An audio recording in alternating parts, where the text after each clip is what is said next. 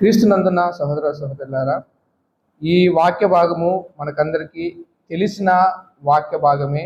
అంతకుముందు కూడా మనము ఒకసారి అబ్రహాము ఏ విధంగా దేవుణ్ణి నమ్మాడో, ఎటువంటి పరిస్థితులలో నమ్మాడో, నమ్ముట ద్వారా నీతిమంతుడిగా అబ్రహాం ఏ విధంగా తీర్చబడ్డాడో అనే సంగతులను అప్పుడు మనము జ్ఞాపకం చేసుకున్నాం. ఇక్కడ కూడా ఇదే సమయంలో కూడా కొద్ది నిమిషాలు ఇక్కడ మరలా అబ్రహామును గురించే మనం కొద్ది నిమిషాలు మనం జ్ఞాపకం చేసుకుందాం. ఇక్కడ అబ్రహాము దేవుని నమ్మెను అనే మాటలను మనము చదువుకున్నాం.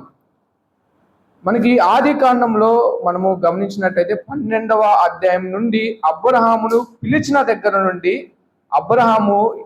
అబ్రహామును పిలిచిన దగ్గర నుండి ఏ విధంగా అబ్రహాము దేవుణ్ణి నమ్మాడో ఆ వచన భాగాలన్నీ మనము ఎరుగుదుము.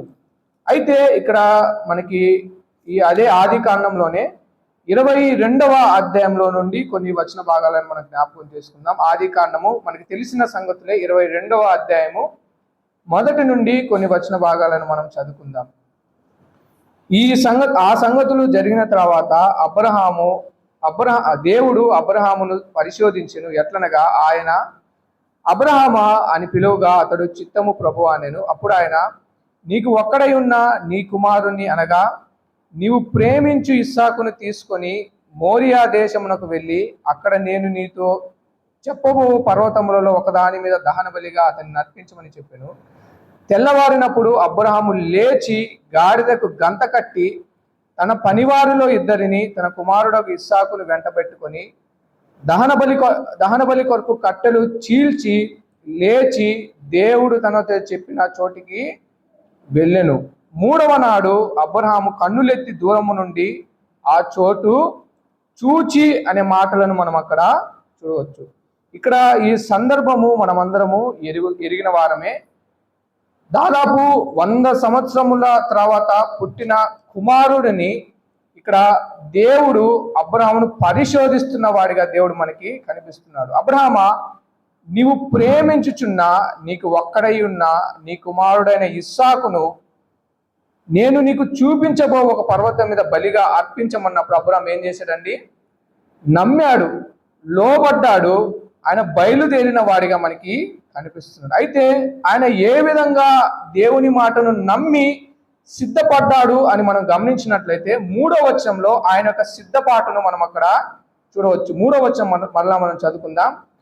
తెల్లవారినప్పుడు అబ్రహాము లేచి తన గాడిదకు గంత కట్టి తన పనివారిలో ఇద్దరిని తన కుమారుడు ఇస్సాకును వెంట పెట్టుకొని దహన బలి కొరకు కట్టెలు చీల్చి లేచి దేవుడు తనతో చెప్పిన చోటికి వెళ్ళను. ఇక్కడ అబ్రహాము 3 విషయాలు చేసినట్టుగా మనకి ఇక్కడ కనిపిస్తున్నాడు. 3వ వచనంలో అబ్రహాము మొట్టమొదటి ఏం చేశాడండి? లేచి తన గాడిదకు గంత కట్టెను అని అక్కడ మనము రాయబడి ఉంది. తర్వాత తన పనివారిలో ఇద్దరిని తన కుమారుడు ఇస్సాకును వెంట పెట్టుకొని దహన బలి కొరకు కట్టెలను చీల్చి అనే మాటలను మనం అక్కడ చూడొచ్చు. 3వదిగా లేచి దేవుడు తనతో చెప్పిన చోటికి వెళ్ళెను. అబ్రహాము దేవుని యొక్క మాటను నమ్మడానికి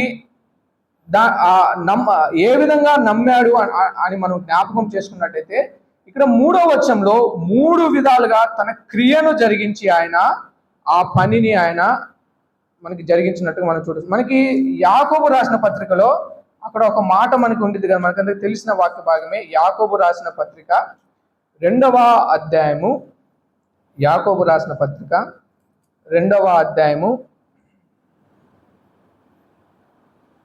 14 నుండి మనము కొన్ని వచన భాగాలను చదువుకుందాం. యాకోబు రాసిన పత్రిక 2వ అధ్యాయము 14 నుండి కొన్ని వచన భాగాలను చదువుకుందాం. నా సహోదరులారా, క్రియలు లేనప్పుడు ఎవడైనాను తనకు విశ్వాసం కలదని చెప్పిన ఎడల ఏమి ప్రయోజనము? అట్టి విశ్వాసం అతని రక్షింపగలదా? సహోదరుడైనను సహోదరి అయినను దిగంబరులై ఆనాటికి భోజనము లేక విన్నప్పుడు మీలో ఎవడైనను శరీరమునకు కావలసిన వాటిని ఇయ్యక సమాధానంగా వెళ్ళుడి, చలి కాచుకొనుడి, తృప్తి పొందుడని చెప్పిన ఎడల ఏమి ప్రయోజనము? అలాగే విశ్వాసము క్రియలు లేనిదైతే అది ఒంటిగా నుండి మృతమైనదగును. అయితే ఒకడు నీకు విశ్వాసం ఉన్నది, నాకు క్రియలు ఉన్నవి, క్రియలు లేకుండా నీ విశ్వాసమును కనుపరచుము, నేను నా క్రియల చేత నా విశ్వాసమును కనుపరుతునని చెప్పును. దేవుడొక్కడే అని నమ్ముచున్నావు, అలాగు నమ్ముట మంచిదే. దయ్యములను నమ్మి వణుకుచున్నావి వ్యర్థుడా, క్రియలు లేని విశ్వాసము నిష్ఫలమైనదని తెలుసుకొనగోరుచున్నవా? మన పితరుడైన అబ్రహాము తన కుమారుడైన ఇస్సాకును బలిపీఠంగా అర్పించినప్పుడు అతడు క్రియల వలన నీతిమంతుడని తీర్పు పొందలేదు. ఇక్కడ మనము యాకోబు రాసిన పత్రిక ఈ 2వ అధ్యాయం 14 నుండి 20 వచనంలో చదివిన లేఖన భాగంలో ఈ లేఖన భాగాలను జ్ఞాపకము చేస్తూ మరలా మనకి ఎక్కడికి తీసుకొని వెళ్తున్నాడండి? అబ్రహాము దగ్గరికి అక్కడ ఆయన తీసుకుని వెళ్తున్నారు. ఇక్కడ మనకి యాకోబు గారు ఏం చెప్తున్నారంటే, క్రియలు లేని విశ్వాసం ఏంటంట అండి? క్రియలు లేని విశ్వాసం ఏంటండి? మృతము అని అక్కడ మనకి స్పష్టంగా మనకి రాయబడింది 17వ వచనంలో. అలాగనే విశ్వాసము క్రియలు లేనిదైతే అది ఒంటిగా ఉండి మృతమైనదగును అనే మాటలను మనం అక్కడ చూడవచ్చు. ఇక్కడ అబ్రహాము దేవుణ్ణి నమ్మాడు అన్నదానికి రుజువు ఏంటండి? ఆయన క్రియలే. అందుకని అక్కడ 21వ వచనం అంటున్నాడు, మన పితరుడైన అబ్రహాము తన కుమారుడైన ఇస్సాకును బలిపీఠముగా అర్పించినప్పుడు క్రియల వలన నీతిమంతుడని తీర్పు పొందలేడా? మనం ఇందాక ఏమని చదువుకున్నామండి? అబ్రహాము దేవుని నమ్మెను, అది అతనికి నీతిగా ఎంచబడింది. కానీ ఇక్కడ ఏమంటున్నాడు యాకోబు గారు ఏమంటున్నాడు? అబ్రహాము ఏం చేశాడంటండి? ఏం చేశాడు? క్రియలు చేయటం ద్వారా, ఆ క్రియల ద్వారా ఏమైందండి? నీతిమంతుడిగా ఇక్కడ మనకి తీర్చబడి. అంటే నమ్మడము ఈజ్ ఈక్వల్ టు ఏమని పెట్టుకోవచ్చు మనం ఇక్కడ? నమ్మడం ఈజ్ ఈక్వల్ టు ఏమని పెట్టుకోవచ్చు? చెప్పండి, మీరే చెప్పాలి. ఏమని ఉంది అక్కడ? క్రియలు. అంటే అబ్రహాము నీతిమంతుడుగా, అక్కడ గలతీలకు రాసిన పత్రికలో నమ్ముట ద్వారా నీతిమంతుడిగా తీర్చబడ్డాడు అని అక్కడ గలతీలకు రాసిన పత్రికలో అపోస్తలుడైన పౌలు జ్ఞాపకం చేశాడు. ఇక్కడ యాకోబు గారు అంటున్నారు, క్రియల వలన అబ్రహాము నీతిమంతుడిగా తీర్చబడ్డాడు. ఆ క్రియలే ఇక్కడ మనకి ఆ ఆది కాండము మనం ఇందాక చదివిన లేఖన భాగంలో 22వ అధ్యాయంలో ఏ విధంగా నమ్మాడు అని రుజువు మనము జ్ఞాపకం చేసుకున్నట్లయితే ఆయన క్రియను జరిగించిన వాడిగా మనకి ఇక్కడ కనిపిస్తున్నాడు. అక్కడ 3వ వచనంలో అబ్రహాము మొట్టమొదటిగా లేచి తన గాడిదకు గంత కట్టి అనే మాటలను మనం అక్కడ చూడొచ్చు. ఇక్కడ ఒక ప్రశ్నను మనం వేసుకున్నట్టయితే ఆ 22వ అధ్యాయం 1వ వచనంలో దేవుడు ప్రత్యక్షమయ్యి అబ్రహాముతో, నీకు ఒక్కడై ఉన్న నీ కుమారుణ్ణి నీవు ప్రేమించి ఇస్సాకును తీసుకొని మోరియా పర్వతంలో, ఆ మోరియా దేశంకు వెళ్ళి అక్కడ ఒక పర్వతం మీద దహన బలిగా అర్పించమన్నప్పుడు అబ్రహాము నాకు తెలిసి శారాతో చెప్పి ఉండొచ్చా అండి? చెప్పి ఉండొచ్చా? చెప్పి ఉండకపోయి ఉండొచ్చు అని నేను అనుకుంటున్నాను. ఎందుకంటే ఇక్కడ అంటున్నాడు, ఇక్కడ మనకి గాడిదకు గంత కట్టి అనే మాటలను మనం అక్కడ చూడొచ్చు. గాడిదకు గంతగా ఎందుకు కడతారండి? సామాన్యంగా ఎందుకు కడతారు? అది వెళుతున్న దారి, చెప్పండి, దేనికి కడతారు? అది వెళుతున్న దారి కనపడకుండా కడతారు కదండి, దానికే నన్ను కట్టేది. ఇక్కడ మనము గాడిద గంత కట్టినట్టుగా అబ్రహాము మనకి కనిపిస్తుంది. వాస్తవానికి ఈ భాగమును మనకు అబ్రహామునకు మనము దాన్ని కలిపినట్లయితే అబ్రహాం యొక్క కళ్ళకు కూడా ఏం కట్టుకున్నాడండి? గంత. అంటే దేవుని మాటను అబ్రహాం ఏ విధంగా నమ్మాడు? గుడ్డిగా నమ్మాడు. తన భార్యతో కూడా ఆయన ఉండకపోయి ఉండొచ్చు అని నేను అనుకున్నాను. అందుకనే మనము పౌలు గురించి మనకి ఒక మాట గుర్తొస్తుంది. ఆ వచన భాగము, పౌలును దేవుడు పిలిచినప్పుడు పౌలు ఒక మాట అంటాడు కదా, ఏమంటాడండి? దేవుడు నన్ను పిలిచినప్పుడు మనుష్య మాత్రులతో నేను సంప్రదింపలేదు అనే వచన భాగంను మనము ఎరుగుదు. ఇక్కడ అబ్రహాము కూడా అదే పని చేశాడు. మనుష్య మాత్రులతో ఎవరిని సంప్రదింపలేదు, కానీ తనంతట తానే దేవుని మాటను గుడ్డిగా నమ్మి ఆయన బయలుదేరిన వాడిగా అబ్రహాము మనకి కనిపిస్తున్నాడు. రెండవదిగా మనం ఆలోచన చేసినట్టయితే అదే మూడవ వచనంలోనే మధ్య భాగంలో తన పనివారిలో ఇద్దరిని తన కుమారుడు ఇస్సాకును వెంట పెట్టుకొని దహన బలి కొరకు కట్టెలు చీల్చి అనే మాటలను మనం ఇక్కడ చూడవచ్చు. ఇక్కడ రాయబడిన వచన భాగాన్ని మనం చదివినట్టయితే అబ్రహాము చేసిన రెండో పని ఏంది? కట్టెలను చీల్చి, వాస్తవానికి అబ్రహాం కింద 318 మంది పనివారు ఉన్నారని మనమందరము ఎరుగుదుము. కానీ ఆ పనివారులో ఎవరికి ఆయన అప్పగించలేదు. కానీ ఇక్కడ అబ్రహాం ఏమేం చేశాడు? తనంతట తానే ఆ కట్టెలను చీల్చిన వాడిగా అబ్రహాము మనకి కనబడుతున్నాడు. వృద్ధుడే, వయసు సహకరించదు, యవనస్తుడు కాకపోయినప్పటికీ, వృద్ధాప్యంలో ఉన్నప్పటికీ అబ్రహాం ఏం చేస్తున్నాడండి? ఇక్కడ పని చేస్తున్న వాడిగా, కట్టెలను చీలుస్తున్న వాడిగా అబ్రహాము మనకి కనబడుతున్నాడు. ఈ వాక్య భాగాన్ని అబ్రహాముకే మనము సరి చూసుకున్నట్టయితే అబ్రహాం యొక్క హృదయం ఏమైపోయిందండి? చీల్చివేయబడింది. తన కుమారుడు, తన ఒక్కడై ఉన్న కుమారుణ్ణి నీవు మోరియా పర్వతంలోకి తీసుకుని రమ్మన్నప్పుడు అబ్రహాం గుండె ఏమైపోయిందండి? బయటికైతే పని చేస్తున్నాడు, కానీ లోపల ఏముందండి? దాదాపు 100 సంవత్సరములకు కన్న కుమారుణ్ణి ఏం చేయబోతున్నప్పుడు తన చేతులారా ఆయన బలి అర్పించడానికి వెళ్తున్నాడు. ఇక్కడ అబ్రహాం యొక్క పరిస్థితి కూడా అదే విధంగా బయట అయితే కట్టెలు చీలుస్తున్నాడు, కానీ లోపల హృదయం ఏమైపోయిందండి? ఆ హృదయం బద్దలైపోయిన హృదయంగా అబ్రహాం యొక్క హృదయం మనకి కనిపిస్తుంది. మూడవదిగా మనం గమనించినట్లయితే దహన బలి కొరకు కట్టెలు చీల్చి లేచి తన దేవుడు తనతో చెప్పిన చోటికి వెళ్ళాను. లేచాడు, దేవుడు తనతో చెప్పిన చోటికి వెళ్ళాను. కాబట్టి క్రీస్తునందున వాళ్ళారా, ఈ సాయంకాలం చేరి వచ్చిన మనం అబ్రహాము 3 విధాలుగా తన క్రియను కనపరిచి నేను దేవుణ్ణి నమ్మాను అని తన క్రియల ద్వారా ఆయన ప్రచురపరుస్తున్న వాడిగా మనకి కనిపిస్తున్న. ఒకటి, ఆయన లేచాడు, గాడిదకు గంత కట్టాడు, కట్టెలను చీల్చాడు, దేవుడు తనతో చెప్పిన చోటికి వెళ్ళిన అబ్రహాముగా మనకి కనిపిస్తున్నాడు. మనం చూసాం గాడిదకు గంత కట్టడం అంటే ఏ విధంగా అయితే గాడిదకు అది గుడ్డిగా యజమానుని నమ్మి నమ్మకం ఉంచి ఏ విధంగా అయితే గాడిద గంత కట్టించుకొని ముందుకు వెళ్తుందో, అబ్రహాము కూడా తన కళ్ళకు గంతలు కట్టిన వాడిగా గుడ్డిగా దేవుణ్ణి నమ్మి, తన యజమానుడైన దేవుణ్ణి నమ్మి ముందుకు కొనసాగిన అబ్రహాముగా మనకి కనిపిస్తున్నాడు. రెండవదిగా కట్టెలైతే చీలుస్తున్నాడు, కానీ తన హృదయంలో ఏమైపోయిందండి? వేదన ఉన్నప్పటికీ పైకి ఆయన పని చేస్తున్నాడు, కానీ లోపల ఆయన హృదయము కృషించిపోయినట్టుగా ఉంది. అయినప్పటికీ అబ్రహాం ఏం చేశాడు? నమ్మిన వాడిగా మనకి కనిపిస్తున్నాడు. మూడవదిగా లేచి దేవుడు తనతో చెప్పిన చోటికి వెళ్ళను అనే మాటలను మనం అక్కడ చూడవచ్చు. ఆ తర్వాత కింద జరిగిన సందర్భములన్నీ మనము ఎరిగిన వారు. కాబట్టి సాయంకాలం చేరి వచ్చిన మనం ఏ విధంగా మనం నమ్ముతున్నాం? అక్కడ యాకోబు అంటున్నాడు, మనం నమ్ముతున్నామంటే దానికి రుజువు ఏంటంటే అండి, క్రియలే. అబ్రహాము తన క్రియల ద్వారా ఆ దేవుణ్ణి నమ్మాడు అని ఆయన ప్రచురపరిచిన వాడిగా మనకి కనిపిస్తున్నాడు. అయితే ఈ రాత్రికాల సమయంలో దేవుణ్ణి మనం నమ్మాలి, ఏ విధంగా అబ్రహాము నమ్మాడో మనం చూసాము. అయితే దానికంటే ముందుగా ఆది కాండంలోనే మనము 3వ అధ్యాయంలో, ఆది కాండము 3వ అధ్యాయం ఎన్ని విధాలుగా దేవుడు మాట్లాడతాడు అని మనం జ్ఞాపకం చేసుకున్నట్టయితే ఆది కాండంలో 3వ అధ్యాయము, ఆది కాండము 3వ అధ్యాయం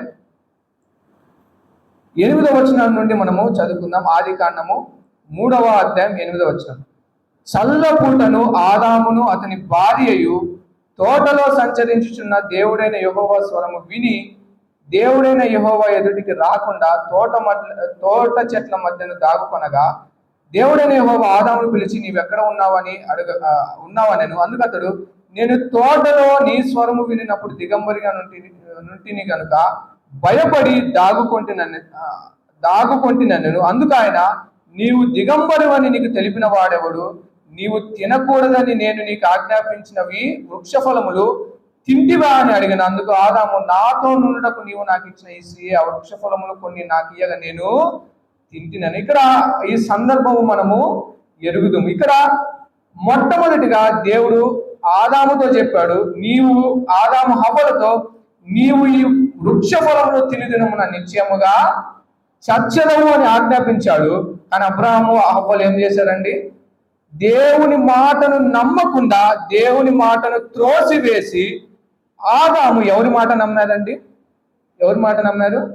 తన భార్య అయిన హవ్వ మాటను నమ్మాడు, కానీ దేవుని మాటను ఆయన నమ్మని పరిస్థితులు ఆయన మనకున్నాడు. ఆనాడు పౌలు దేవుడు ప్రత్యక్షమైనప్పుడు మనుష్య మాతృలతో ఆయన సంప్రదింపలేదు.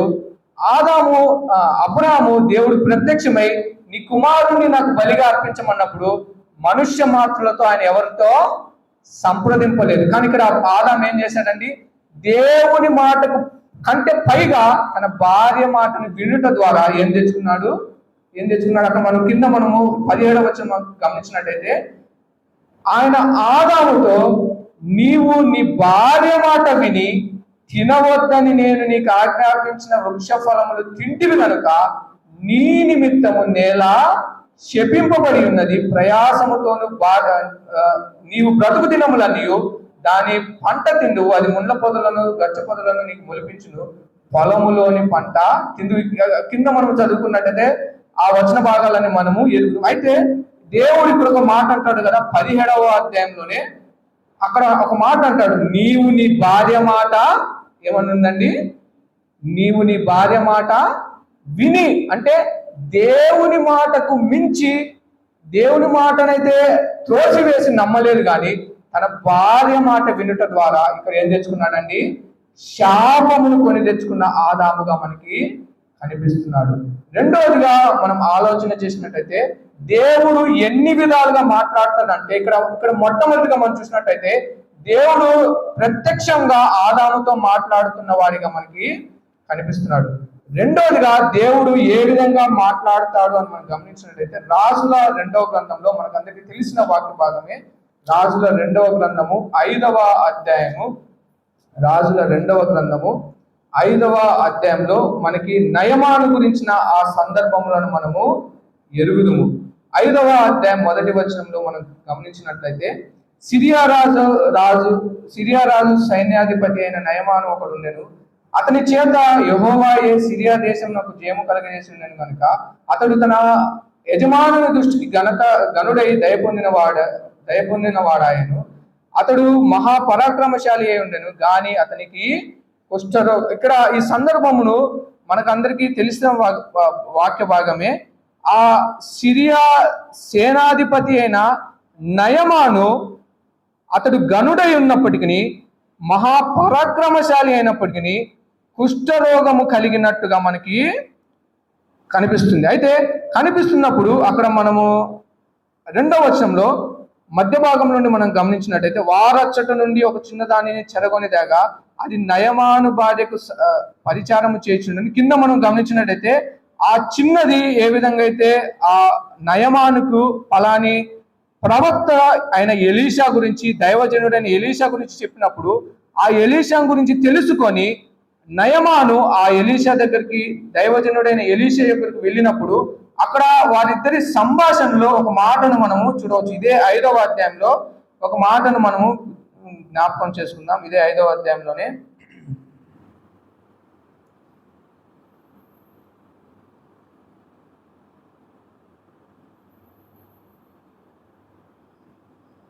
ఆ 13వ వచనం 12-13 మనం చదువుకుందాం. 12వ అధ్యాయం 13. దమస్కు నదులైన అబానాయిను పర్వరును ఇశ్రాయేలు దేశంలోని నదుల కంటే శ్రేష్టమైనవి కావా, వాటిలో స్నానము చేసి శుద్ధి లొందలేనా అని అనుకొని రౌద్రుడై తిరిగి వెళ్ళిపోయాను. అయితే అతని దాసులలో ఒకడు వచ్చి, నాయన ఆ ప్రవక్త ఏదైనా ఒక గొప్ప కార్యము చేయమని నియమించిన ఎడల నీవు చేయకుండవా, అయితే స్నానము చేసి శుద్ధుడు కమ్మని మాట దానికంటే మేలు కాదా అని చెప్పినప్పుడు అతడు పోయి దైవజనుడు చెప్పినట్లు యోర్దాను నదిలో 7 మార్లు మునగగా అతని దేహము పసిపిల్ల దేహము వలనై అతడు శుద్ధుడాయను. మొదటి భాగంలో దేవుడు ప్రత్యక్షంగా ఆదాముతో మాట్లాడాడు అన్నట్టు మనం చూసాము. రెండవదిగా దేవుడు ఎవరి ద్వారా మాట్లాడుతున్నాడండి? ఎవరి ద్వారా మాట్లాడుతున్నారు? దైవజనుడైన ఎలీషా ద్వారా నీవు ఫలాని చోటికి వెళ్ళి ఆ నదిలో 7 సార్లు మునిగితే నువ్వేమైతావు? శుద్ధుడవుతావు అనగానే ఇక్కడ ఏం చేశాడు? మొట్టమొదటి సంశయించాడు. తర్వాత తన దాసుడు చెప్పినప్పుడు నమ్మాడు, వెళ్ళాడు, 7 సార్లు మునిగాడు. పైకి లేగానే శుద్ధుడవు కమ్మనగానే 7 మార్లు మునిగి లేగానే పసిపిల్లల దేహం వల్లనే అతడు శుద్ధుడైనట్టుగా మనకి ఇక్కడ గమనించవచ్చు. కాబట్టి మొట్టమొదటిగా దేవుడు మాట్లాడాడు. ఇక్కడ రెండవదిగా దైవజనుల ద్వారా దేవుడు మాట్లాడుతున్న వాడిగా మనకి కనిపిస్తున్నాడు. అందుకనే మనకి హెబ్రీలకు రాసిన పత్రికలో మనకందరికీ తెలిసిన వాక్య భాగమే హెబ్రీలకు రాసిన పత్రిక హెబ్రీలకు రాసిన పత్రిక మొదటి అధ్యాయంలో పూర్వకాలమందు నానా సమయములలో నానా విధములుగా ప్రవక్తల ద్వారా పితరులతో మాట్లాడిన దేవుడు ఈ అంత్య దినమందు కుమారుని ద్వారా మనతో మాట్లాడెను. ఆయన ఆ కుమారుని సమస్తమునకు వారసునిగా నియమించెను. ఆయన ద్వారా ప్రపంచములు నిర్మించెను. మొదట దేవుడు స్వయాన మాట్లాడాడు ఆదాముతో. తర్వాత తన ప్రవక్తల ద్వారా, దైవజనుల ద్వారా, రాజుల ద్వారా, న్యాయాధిపతుల ద్వారా దేవుడు మాట్లాడిన వాడిగా మనకి కనిపిస్తున్నాడు. చివరిగా ఏమంటున్నాడండి అక్కడ రెండవ అధ్యాయంలో 2వ వచనంలో, ఈ దినముల అంతమందు కుమారుని ద్వారా మనతో మాట్లాడెను. ఆయన ఆ కుమారుని సమస్తమును వారసునిగా నియమించును. కాబట్టి క్రీస్తునందున వాళ్ళరా, ఈ మాటలు మనం చదువుతున్నప్పుడు అబ్రహాము దేవుణ్ణి నమ్మాడని మనం చూసాము. ఆయన ఏ విధంగా నమ్మాడో, క్రియల ద్వారా ఏ విధంగా దాన్ని ప్రచురపరిచారో చూసాము. దేవుడు ఎన్ని విధాలుగా మాట్లాడతాడో చూసాము. మొట్టమొదటిగా ఆదాముతో డైరెక్ట్ గా ఆయన మాట్లాడాడు. రెండవ సందర్భంలో ఆ నయమానుతో ప్రవక్త అయిన దైవజనుడైన ఎలీషా ద్వారా మాట్లాడిన వాడిగా మనకి కనిపిస్తున్నాడు. మూడవదిగా ఈ దినముల అంతమందు కుమారుని ద్వారా ఆయన మాట్లాడుతున్న వాడిగా మనకి కనిపిస్తున్నాడు. కాబట్టి ఆనాడు ఆదాము ఆ మాటను నమ్మలేదు, నమ్మకపోవడం ద్వారా శాపము తెచ్చుకున్నాడు. తర్వాత నయమాను విషయంలో అయితే సంశయించాడు, కానీ నమ్మాడు. నమ్ముట ద్వారా ఆయన స్వస్థతను తెచ్చుకున్న వాడిగా మనకి కనిపిస్తుంది. కాబట్టి రాత్రి కాలం చేరి వచ్చిన మనం రక్షింపబడటం మంచిదే, కానీ మనము నమ్ముచున్నామా? అక్కడ అంటున్నాడు, మనం ఇందాక చదివిన యాకోబు రాసిన పత్రికలో, దయ్యములు కూడా దేవుడు ఉన్నారని ఏం చేస్తున్నారండి? నమ్ముచున్నారు. కానీ మనము నమ్ముచున్నాము అని చెప్పడానికి కారణము, దానికి రుజువు ఏంటంటే అండి, మన క్రియలే. అన్నాడు అబ్రాహాము క్రియల ద్వారా నీతిమంతుడిగా ఆయన తీర్చబడిన వాడిగా మనకి కనిపిస్తుంది. అందుకనే యెషయా గ్రంథంలో 53వ అధ్యాయంలో మనకి తెలిసిన వాక్య భాగమే యెషయా గ్రంథము 53వ అధ్యాయంలో మొదటి భాగంలోనే మనకి తెలిసిన వాక్య భాగము 53వ అధ్యాయం మొదటి వచనంని మనం గమనించినట్లయితే, మేము తెలియజేసిన సమాచారము ఎవడు నమ్మెను, యెహోవా బాహు ఎవనికి బయలుపరచెను. లేత మొక్క వలెను, ఎండిన భూమిలో మలిచిన మొక్క వలెను అతడు ఆయన ఎదుట పెరిగెను. అతనికి స్వరూపమైనను సొగసైనను లేదు. మనం అతని చూచి అపేక్షించినట్లు అతని యందు స్వరూపము లేదు. క్రీస్తునందున వాళ్ళ ఇక్కడ అంటున్నాడు, మేము తెలియజేసిన సమాచారమును ఎవడు నమ్మెను అనే మాటలను మనం ఇక్కడ గమనించవచ్చు. ఆనాడు అబ్రాహాము నమ్మాడు, నీతిమంతుడుగా తీర్చబడ్డాడు. ఈనాడు నీవు నేను నమ్మాము, రక్షింపబడ్డాము, నీతిమంతులుగా తీర్చబడాలి అంటే అక్కడ యాకోబు రాసిన పత్రికలో అంటున్నాడు, మన క్రియల ద్వారానే మనం నీతిమంతులుగా మనం తీర్చబడతాం అంటున్నాడు. దేవుడు ఏ విధంగా మాట్లాడాడో మూడు విధాలుగా మనం చూసాం. మొట్టమొదటిగా ఆ పాత నిబంధనలో డైరెక్ట్ గా దేవుడు మాట్లాడాడు. తర్వాత ప్రవక్తల ద్వారా మాట్లాడాడు. ఈ అంత్య దినములలో తన కుమారుని ద్వారా ఆయన మాట్లాడుతున్న వాడిగా మనకి కనిపిస్తున్నాడు. అయితే ఆనాడు ఆదాము నమ్మలేదు, నమ్మకపోవడం ద్వారా శాపమును కొని తెచ్చుకున్నాడు. నయమాను నమ్మాడు, నమ్ముట ద్వారా స్వస్థతను పొందుకున్నాడు. ఆనాడు అబ్రాహాము నమ్మాడు, నీతిమంతుడిగా ఆయన తీర్చబడ్డాడు. కాబట్టి ఈ రాత్రికాల సమయంలో చేరి వచ్చిన మనము, ఆనాడైతే ప్రవక్తల ద్వారా మాట్లాడాడు, తన కుమారుని ద్వారా మాట్లాడాడు. మరి ఈ కాలంలో ఎవరి ద్వారా మాట్లాడుతున్నాడండి? ఎవరి ద్వారా మాట్లాడుతున్నారు? దైవ సేవకుల ద్వారా, పెద్దల ద్వారా దేవుడు మాట్లాడుతున్నాడు. అంత మాత్రమే కాదు, దైవ సేవకుల ద్వారానే మాత్రమే కాదు, కానీ సహోదరుల ద్వారా కూడా దేవుడు మాట్లాడు. అందుకనే మనకి యోహాను సువార్తలో 4వ అధ్యాయంలో ఒక మాట మనం గమనించవచ్చు. చూద్దాము. యోహాను సువార్త 4వ అధ్యాయంలో ఒక వచన భాగాన్ని మనము ఆ 4వ అధ్యాయంలో సమరయ స్త్రీని గురించిన సంగతులను మనం అందరము చదివిన వారమే. ఆ ఆ సందర్భంలో ఒక మాటను అక్కడ మనము చూడొచ్చు. 4వ అధ్యాయం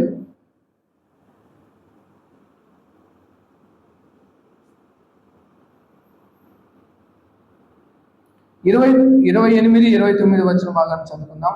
యోహాను సువార్త 4వ అధ్యాయం 28, 29. ఆ స్త్రీ తన కుండ విడిచిపెట్టి ఊరిలోనికి వెళ్ళి, మీరు వచ్చి నేను చేసినవన్నీ నాతో చెప్పిన మనిషిని చూడండి, ఈయన క్రీస్తు కాడా అని ఆ ఊరి వారితో చెప్పగా, వారు ఆ ఊరిలో నుండి బయలుదేరి వెళ్ళి ఆయన యొద్దకు వచ్చుచుండిరి అనే మాటలను మనం అక్కడ చూడవచ్చు. అంత మాత్రమే కాదు కానీ 39వ వచనంలో కూడా, అదే అధ్యాయంలోనే 39వ వచనం, నేను చేసినవన్నీ నాతో చెప్పనని సాక్ష్యం ఇచ్చిన స్త్రీ యొక్క మాటను బట్టి ఆ ఊరిలోని సమరయులలో అనేకులు ఆయన యందు విశ్వాసం ఉంచిరి. అంత మాత్రమే కాదు కానీ 42వ వచనంలో, మా మట్టుకు మేము విని ఈయన నిజముగా లోకరక్షకుడని తెలుసుకొని నమ్ముచున్నామనేది. మొట్టమొదటిగా దేవుడు మాట్లాడాడని చూసాము, తర్వాత ప్రవక్తల ద్వారా మాట్లాడాడని చూసాము, తర్వాత అంత్య దినములలో క్రీస్తు ద్వారా, తన కుమారుడైన క్రీస్తు ద్వారా మాట్లాడాడని చూసాము. చివరిగా మనం గమనించినట్లయితే సాధారణమైన స్త్రీ ద్వారా కూడా దేవుడు ఏం చెప్పించారండి, తన మాటలను ఆయన ప్రకటించాడు. ఆ ఊరిలోనికి వెళ్ళి నేను చేసినవన్నీ నాతో చెప్పిన వాడు ఈయన క్రీస్తు కాడా అన్నప్పుడు ఆ ఊరి వారు ఏం చేశారు? నమ్మారా అండి? నమ్మారు. అక్కడ మనం ఇందాక చదివిన 42వ వచనంలో మనం గమనించినట్టయితే, మా మట్టుకు మేము విని ఈయన నిజముగా లోకరక్షకుడు.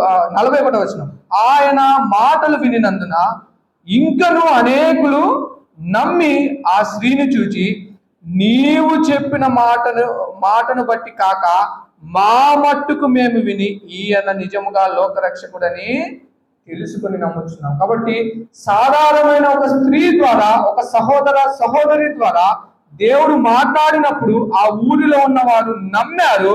నమ్మి క్రీస్తు దగ్గరికి వచ్చారు. క్రీస్తు దగ్గరికి వచ్చి ఆయన మాటలు విని మరింత బలపడిన వారిగా మనకు అక్కడ కనిపిస్తున్నారు. కాబట్టి రాత్రికాలంలో చేరి వచ్చిన మనము, అబ్రహాము గలతీయులకు రాసిన పత్రికలో దేవుని నమ్మాడు, అది అతనికి నీతిగా ఎంచబడిందని మనం చూసాము. ఏ విధంగా నమ్మాడో 3 విషయాల గురించి చూసాము. ఎలా నమ్మాడో మనం చూసాము. అయితే దేవుడు మనతో మాట్లాడుతున్నప్పుడు మనము నమ్ముచున్నామా లేదా అనే ప్రశ్నను మనము వేసుకోవాలి. ఏ విధంగా దేవుడు మాట్లాడతాడో 4 విధాలుగా చూసాం. మొట్టమొదటిగా దేవుడు ఆదాముతో మాట్లాడాడు, నమ్మలేదు, శాపమును కొని తెచ్చుకున్నాడు. రెండవ సందర్భంలో దైవజనుని ద్వారా నయమానుతో మాట్లాడాడు, నమ్మాడు, స్వస్థతను కొని తెచ్చుకున్నాడు. 3వ సందర్భంలో తన కుమారుని ద్వారా ఆయన మాట్లాడుతున్నాడు.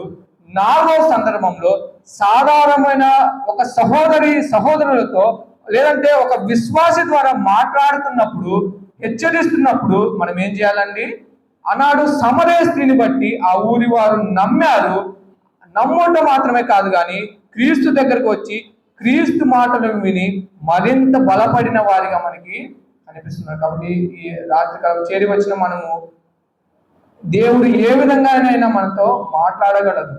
పాటల ద్వారా మాట్లాడగలదు, తోటి సహోదరుల ద్వారా మాట్లాడగలడు, దైవజనుల ద్వారా మాట్లాడగలడు. వాక్యం మనం చదువుతున్నప్పుడు కూడా దేవుడు మాట్లాడగలడు. అయితే ఇన్ని విధాలుగా దేవుడు మాట్లాడుతున్నప్పుడు మనం చేయవలసిన పని ఏంటండి? ఏం చేయాలి?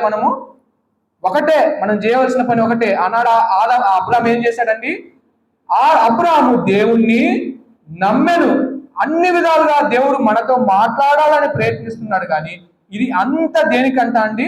మనము నమ్మాలని. అందుకనే యెషయా గ్రంథంలో ఇందాక మనం చదివాం కదా, మేము తెలియజేసిన సమాచారము ఎవడు నమ్మెను.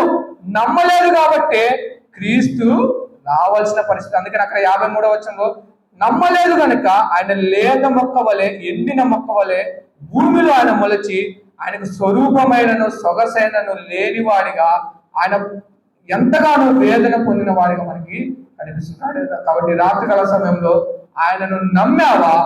నమ్మకపోతే ఆదాము వలె శపితమైపోతాము. నమ్మినట్లయితే నయమాను వలె నూతన, ఏ విధంగా అయితే ఆయన పసిపిల్లల శరీరము దేహము ఆయన పొందుకున్నాడు. అందుకనే పౌలు భక్తుడు ఒక మంచి మాట అంటాడు కదా, మనకి ఎటువంటి దేహాలు ఉంటాయంట అండి? ఎటువంటి దేహాలు ఉంటాయి? మనకి మహిమ దేహము ఉంటాయని ఒక పత్రికలో పౌలు గారు మనకి ఒక వచ్చిన భాగంలో మనకి జ్ఞాపకం చేస్తారు. కాబట్టి ఆయన ఇన్ని విధాలుగా మనతో మాట్లాడుతున్నప్పుడు నమ్మితే స్వస్థపరచబడతాము, నమ్మితే మనకి దీన శరీరము మహిమ శరీరంగా మార్చబడి, ఆనాడు నయమానికి ఏ విధంగా అయితే మార్చబడిందో మహిమ శరీరంగా మార్చబడి ఆయనతో ఉండే స్థానానికి వెళ్ళిపోతాం. ఒకవేళ నమ్మకుండా ఆదాము వలె త్రోసి వేసినట్టయితే శాపమును కొని తెచ్చుకున్న వారిగా మనము మిగిలిపోతాం. కాబట్టి రాత్రికాల సమయంలో నమ్మిన వారైనప్పటికీ నమ్మని వారైనప్పటికీ ఆయన మాట్లాడుతున్నప్పుడు మనము నమ్మిన ఆయన మాటలను మనం నమ్మితే మనకి మేలు, నమ్మకపోతే శాపం అని కొద్ది మాటలు మనం జ్ఞాపకం చేసి ముగిస్తున్నాం.